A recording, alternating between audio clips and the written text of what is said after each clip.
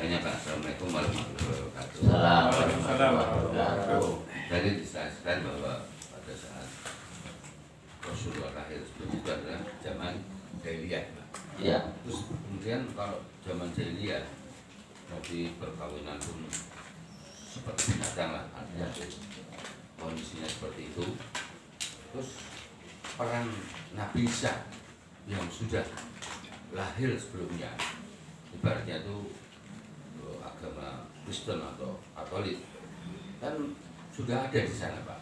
Jadi kok dikatakan jahiliyah ini? Mohon penjelasannya, Pak. Iya. Assalamualaikum. Terus pertanyaan bagus. Dijawab dulu apa dikumpulkan dulu nih? Ayam, Bu. Dikumpulkan dulu. Pak Catur, monggo.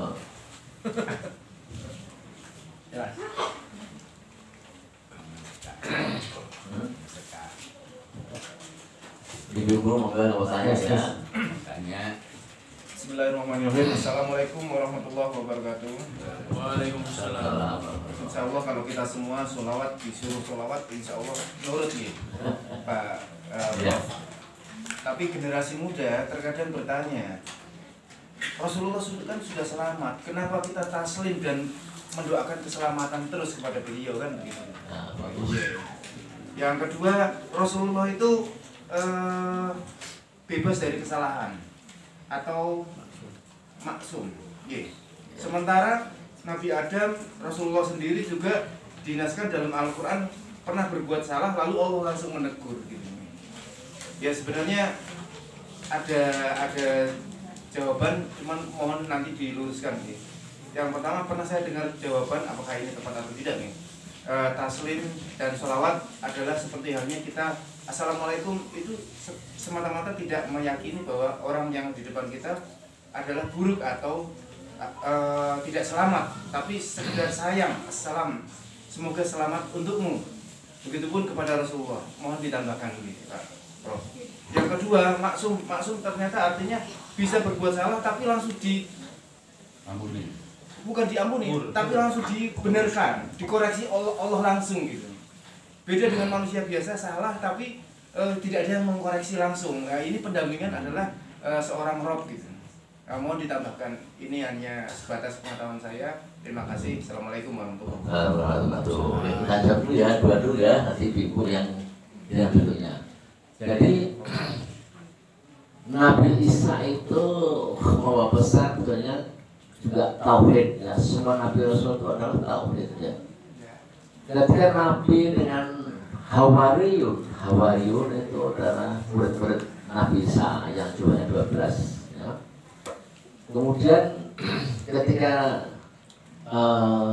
kondisi Nabi Isa itu dikepung oleh pasukan Romawi ya, 12 tadi itu semua disumpahkan dengan Nabi Isa alaihissalam. 12 murid tadi itu, murid utama Nabi itu disuruhkan wajib Nabi Isa alaihissalam. Ya, kami ini. Kemudian di antara 12 murid tadi itu ada satu yang jadi pecundang, yang menjadi pengkhianat. Dia bisi panglimanya, ya, bahwa yang betul Nabi Isa itu adalah yang duduk sebelah itu. Maka ditangkaplah Nabi Isa itu, ya, ditangkap Nabi Isa. Kemudian akan diadakan eksekusi, ya, eksekusi. Ketika akan dieksekusi, Allah membalikkan semudah Allah menciptakan Hawariyun yang tadi mengkhianat bertundang, yaitu Nabi siapa? Masih ingat? Judas Iskariot. Itu yang ditangkap, yang dibunuh adalah dia, yang diperintah itu ya dia. Sedangkan Isa kan diangkat ke langit, ya.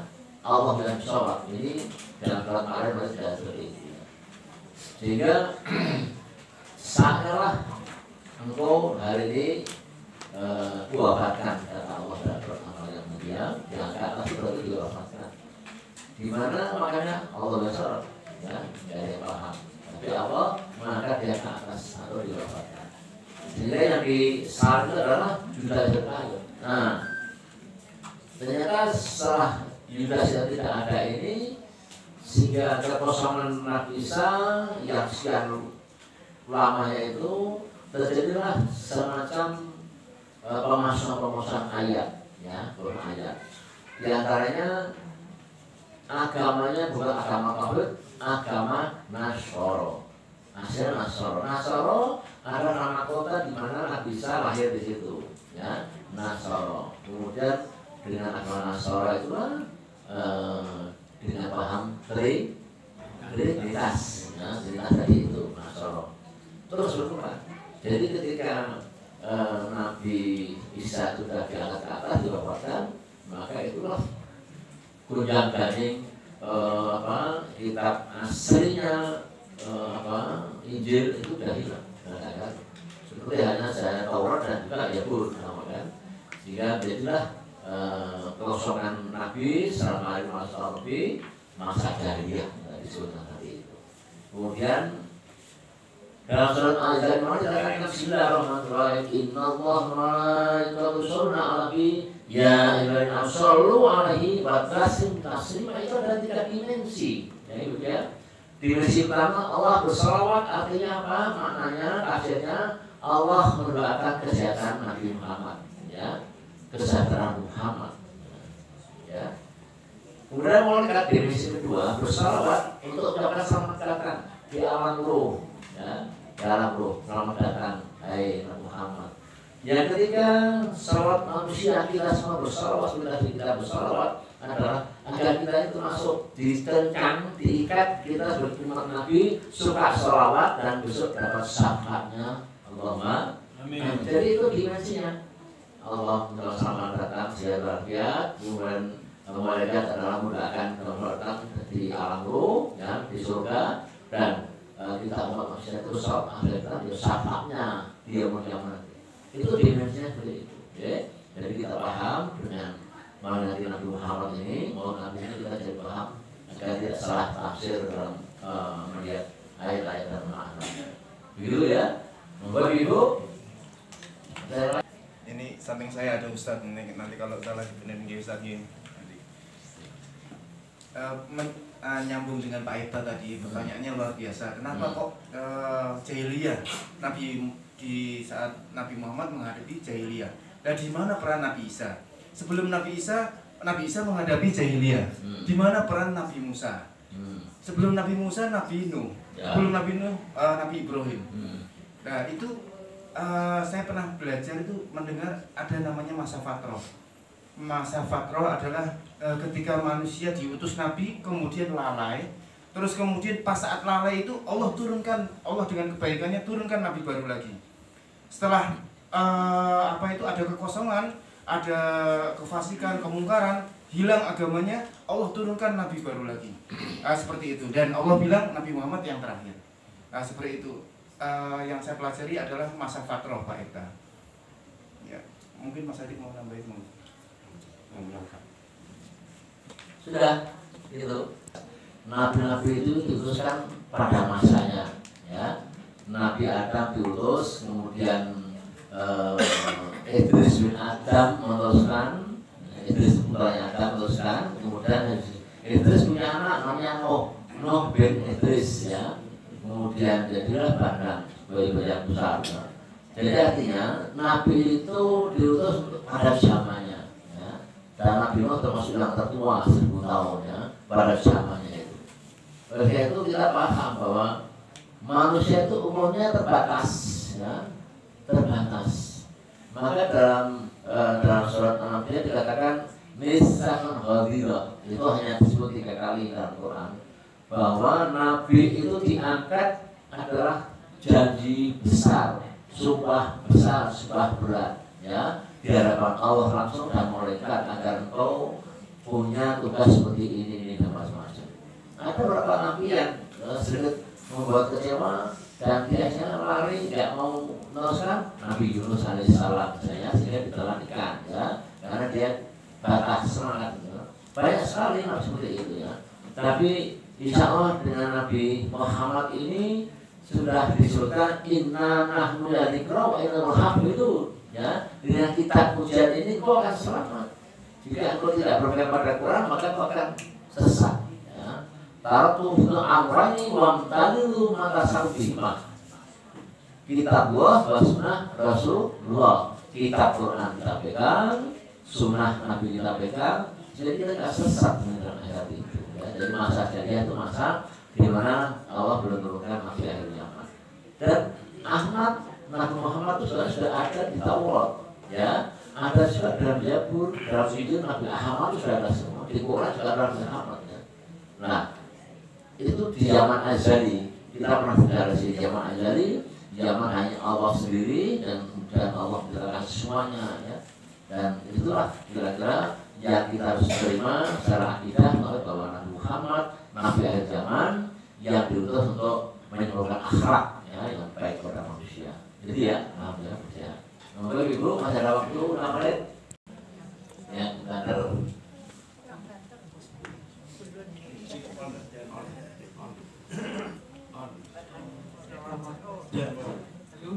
Sudah Pak Beban. Sudah jelas. Saya sudah bertanya Pak Beban. Assalamualaikum warahmatullahi wabarakatuh. Yang saya sebelumnya, saya kecil itu kan ada di lingkungan yang tidak di kayak sekolah di apa namanya pesantren atau apa. Dan biasanya saya hanya mendengarkan para orang-orang sesepuh di sekitar kami ini, ayo maulutan. Pertanyaan saya adalah, siapa yang pertama kali menginisiasi adanya peringatan Maulid Nabi?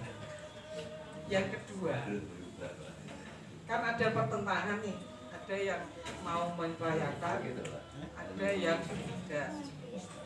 Menurut Pak Bambang sendiri, bagaimana untuk perayaan Maulid Nabi?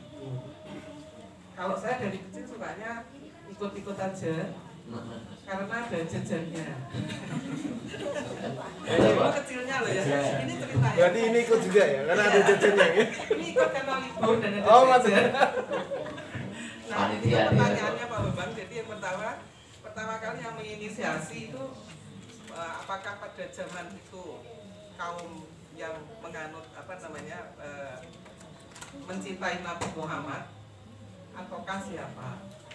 Atau kemudian yang kedua, menurut Pak Bambang sendiri, pendapat Pak Bambang sebagai ulama itu seperti apa untuk perayaan Maulid Nabi? Terima kasih. Dua pertanyaannya. Jadi dari Ibu Ida bertanya dua hal. Siapa yang memulai tentang Maulid Nabi? Ya, kita paham bahwa kita itu memiliki 4 mazhab. Mazhabnya Hanafiyah, Malikiyah, kemudian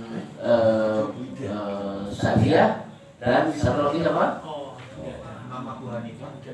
Abu Hanifah. Ya. Jadi mereka adalah 4 mazhab adalah orang-orang yang kesohor dalam kefikihannya. Ya. Sehingga kalau mereka bertemu sebenarnya sama, sepaham. Ya. Di Indonesia misalnya antara Syafi'iyah dan Hanafiyah itu kentara sekali ya. Syafi'iyah itu dari karangan Nahdliyin, kemudian Hanafiyah itu di kalangan Muhammadiyah ya. Ada sebagian mereka yang tidak suka Maulid Nabi ya, Maulid Nabi dengan alasan ini dan itu ya. Ada suka ya mengadakan perkara seperti Maulid ini, ada yang netral saja. Itu jadi artinya umat itu melihat ada 4 mazhab, ambillah salah satu dari itu, tidak salah, tidak boleh. Kita ini menurut saya gimana mazhab untuk pribadi itu ya, jadi saya mengambil hikmahnya, peringatan Nabi kita ambil hikmahnya. Namanya apa? Agar ikhlas, agar akhlak itu kembali baik ya. Ada nilai silaturahmi ya. Ada berita tadi nilai jajannya, nilai al-qubah Islamnya, banyak macam itu label positif itu, ya. Kerukunan umat bersama ini kan bagian dari nilai-nilai positif ya, betul nggak? Kalau nggak itu kita akan jauh. Coba ini kalau Pak Ebna, Pak Hasan tidak mendudukan buka bersama, mungkin kita jarang ketemu, ya. Ini kan murah meriah ketemu di sini nih ya, nah, itulah ya. Itu Bu Ida ya, barangkali alasannya. Karena sudah ada, jadi kita akhiri dengan Allahumma masih subhanallah wa bihamdika asyhadu an la ilaha illa anta astaghfiruka wa atubu ilaik. Mohon maaf. Assalamualaikum warahmatullahi wabarakatuh. Waalaikumsalam.